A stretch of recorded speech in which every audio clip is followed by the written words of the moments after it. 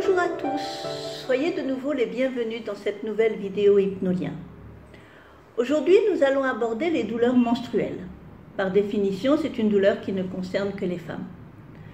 On utilise le terme de dysménorrhée, du grec dys, qui veut dire difficulté, même s'il semble que le terme d'agloménorrhée, qui signifie douleur liée aux règles, serait plus exact. Donc ces douleurs peuvent être présentes avant, pendant et même après les règles. C'est une douleur abdominale, bien évidemment, qui peut aller d'une impression de coups de couteau qui vous font plier en deux à une douleur lancinante et diffuse qui peut également irradier de chaque côté de l'abdomen et même au niveau des reins et de la partie basse du dos. Maux de tête, sautes d'humeur et autres peuvent également s'inviter.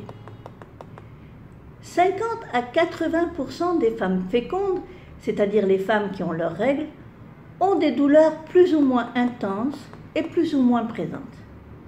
Mais 5 à 15% de ces femmes ont des douleurs si intenses qu'elles sont contraintes de modifier leur activité. Les douleurs peuvent être en plateau, c'est-à-dire présence de douleurs permanentes ou à peu près pendant environ 3 jours, ou par pic douloureux. Parmi les petits conseils que l'on peut donner, c'est de bien s'hydrater. Les études cliniques ont démontré qu'une bonne hydratation diminue l'intensité des règles. Un bon sommeil également peut aider.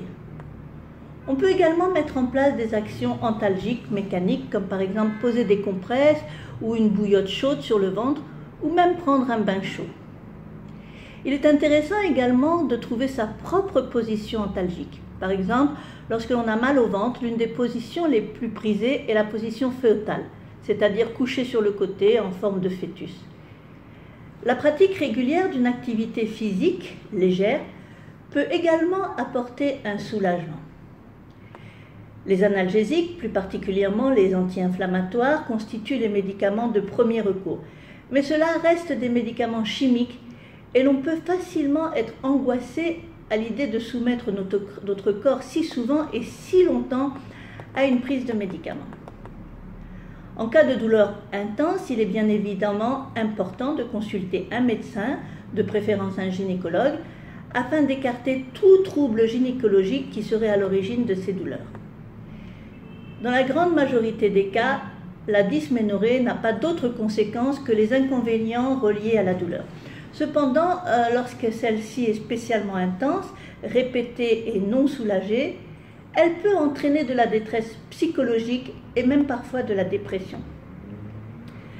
Cependant, si l'on prend en compte que ces douleurs peuvent s'installer dès l'apparition des règles, qu'elles sont potentiellement présentes chaque mois sur de nombreuses années, il est rassurant de savoir qu'il existe des solutions efficaces, la solution qui est l'hypnoanalgésie, et que ce problème de santé classiquement féminin n'a pas besoin d'être un mal nécessaire. L'hypnoanalgésie va vous permettre de gérer vous-même vos douleurs pour les amener vers plus de douceur, le but étant de vous rendre parfaitement autonome. Cette technique peut vous être enseignée en 3 ou 4 séances et vous pourrez l'utiliser autant d'années que vous en aurez besoin. Elle peut également être enseignée en préventif aux toutes jeunes filles. Besoin de plus d'informations? N'hésitez pas à nous contacter. Comme vous le savez, nous sommes toujours à votre écoute. Et bien sûr, suivez toujours nos réseaux sociaux qui s'affichent à la fin de cette vidéo. À très bientôt!